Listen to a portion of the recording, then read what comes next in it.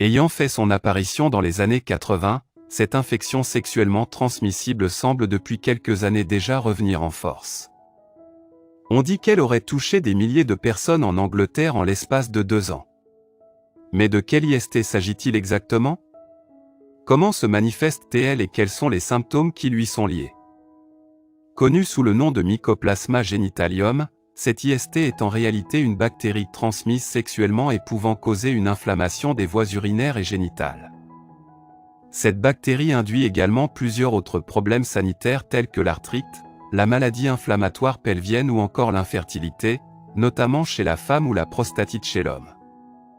Fragilisant l'appareil génital de manière conséquente, cette bactérie permet également à d'autres IST d'infecter plus facilement l'organisme, des IST tels que le virus du VIH notamment.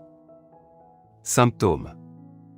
Chez la femme, la bactérie du Mycoplasma genitalium peut causer une grave inflammation du col de l'utérus, provoquant ainsi une urétrite.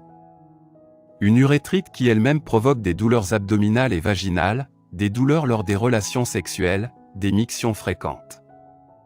Des écoulements vaginaux ainsi que des saignements vaginaux importants et anormaux, hormis la période des règles. L'homme peut également contracter une urétrite à cause de la même bactérie.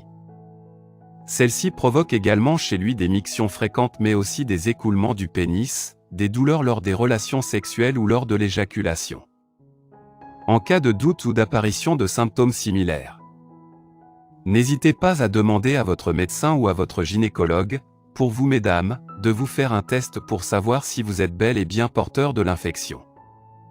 Des centaines de personnes touchées en Angleterre.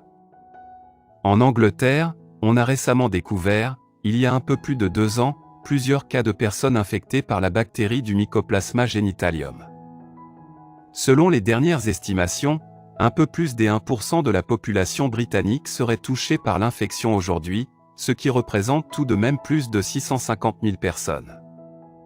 Il en serait de même en Australie où 1 à 2% de la population serait également touchée, ce qui représente près de 400 000 Australiens et Australiennes. Des chiffres alarmants qui traduisent bien l'ampleur du phénomène.